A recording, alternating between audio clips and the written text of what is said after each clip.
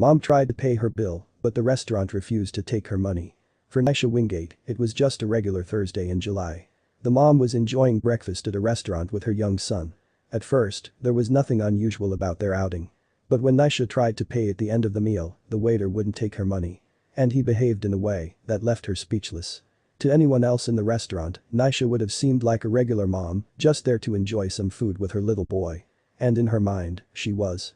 Nyesha had grown up in San Bernardino, California, and had moved to Houston, Texas, to build a life with her husband. The couple had a son, Nehemiah, who was just 1 year old when Nyesha decided to stop off for breakfast at her local Cracker Barrel.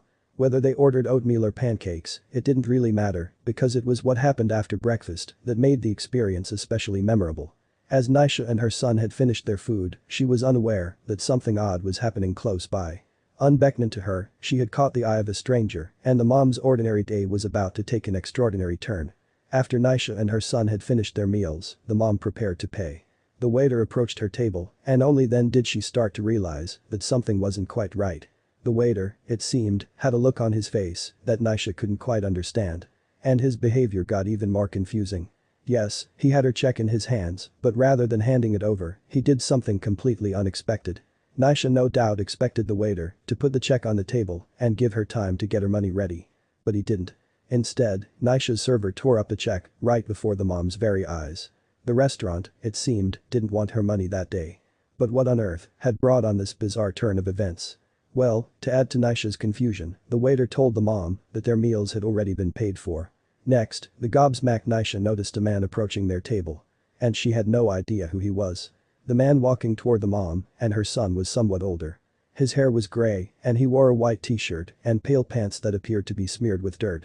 Nyesha had never seen him before in her life, but as he got closer, she noticed something else about his appearance. Seeing the man's face up close, Nyesha noticed that he was emotional to the point of having tears in his eyes. Not understanding what was happening, Nyesha allowed the man to gain composure and to finally explain what was going on. When Nyesha heard what the man had to say, she was touched. And she posted about what happened on Facebook. "I was blessed this morning," she wrote. "The waiter at Cracker Barrel came and ripped up my check and said, 'This has been paid for.' Then this amazing gentleman came up to me with tears in his eyes." According to the Facebook post, the man had told Nyesha, "We really have to get over all this tension in America, and I have been looking for ways that I can put it into action." The man was likely referring to several incidents across the US that involved police and black citizens. Around the time that the man picked up Nyesha's check, tensions had been particularly high within black communities across the country. Presumably because of this, the kindly stranger, named only as Al, had been looking for ways to reach out to his black neighbors. It was his way of showing support and solidarity with the black community. Nyesha wrote, "I gave him the biggest hug and thanked him.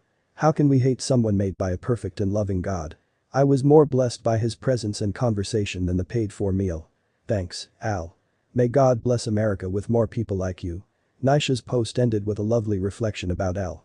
"This man was one of the sweetest people I've ever met. I pray God blesses him." The kindness shown by Al clearly resonated with Nyesha and her Christian faith. And she's since gone on to pay it forward in a big way. Not only is Nyesha now an ordained minister, but she's also written a book that makes the complex messages in the Bible accessible to all. The mom posts regular heartfelt, motivational videos across her various social media sites, including YouTube, and is just generally proving herself to be a pillar in the community.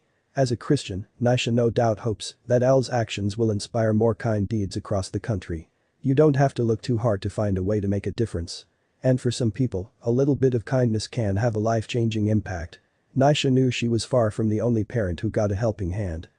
That helping hand came inadvertently for a woman named Ebony Rhodes when confronted with one of her biggest fears, getting pulled over by police. On seeing how distressed Ebony was behind the wheel, the officer knew something was up.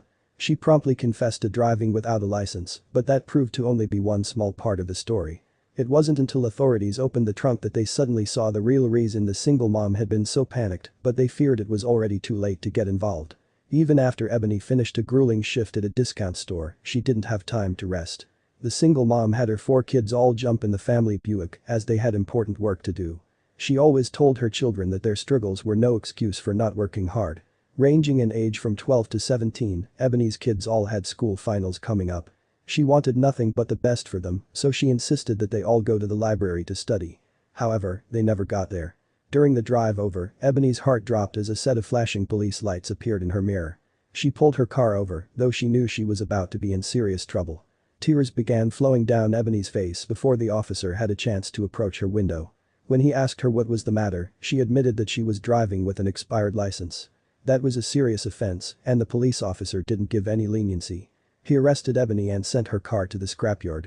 Little did he know, he was overlooking a key part of the story.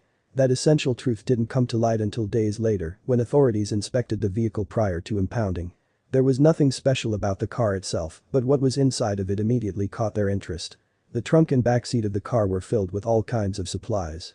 There was bedding, games, books, and various types of food. That's when the full picture came into view. After asking around, the police confirmed the sad truth. Ebony and her 4 kids were living in that car. The Rhodes family was having a hard enough time, but now their mom was in custody and their shelter was about to be crushed into oblivion. Word of the incident got around and the Atlanta police felt terrible about it. The single parents on the force were outraged, as a matter of fact. Fortunately, one man decided to make things right. Deputy Chief Jeff Glazier felt particularly torn up about Ebony's dilemma. Outside of official work hours, he did some reconnaissance into her background. Maybe he could help. The driving factor behind the Rhodes' financial woes, it turned out, were a series of medical issues. Ebony's daughter Dani Aja suffered from lupus, while Ebony herself got frequently sick to the point where she couldn't work. These mounting costs forced the family out of their home. Ebony looked into homeless shelters but couldn't find any able to accommodate all 5 of them. She figured keeping them all together in the car was better than splitting up. Hearing this moved Jeff in an incredible way. It was clear that Ebony wasn't at all a criminal, just a good person dealing with a whole lot of bad luck. The deputy chief never met her in his life, but he decided to reach out to her. Over his years on the force, Jeff made a number of connections with various city officials. He told Ebony that he might be able to make a few phone calls and find a shelter that had space for all of them. Ebony, well intrigued, couldn't help but be a little bit suspicious. After nearly ruining her life, why would the police suddenly be on her side? Well, Jeff gave an interesting answer. The deputy chief quoted the famed author Maya Angelou. "We are more alike, my friends, than we are unlike," he said. Though he and Ebony were in 2 very different positions, Jeff knew they shared the same values. Sadly, Ebony had been turned away from more shelters than she could count. But with Jeff on her side, the Rhodes found 5 beds at a nearby shelter within days. That was a huge short-term fix, but the Good Samaritan wasn't done yet. Jeff also promoted a GoFundMe page for the family just to provide a safety net while they got back on their feet. They raised tens of thousands of dollars, which resulted in a huge turnaround. Ebony's hard work, combined with thoughtful contributions, allowed the family to rent an apartment. Now her kids could focus on school again, instead of whether or not it was safe to sleep in a strip mall parking lot. Strangely enough, Ebony realized that getting pulled over was a sort of blessing in disguise. She saw one act of kindness could turn around an entire life. And for a single mother, that one act of kindness can mean everything.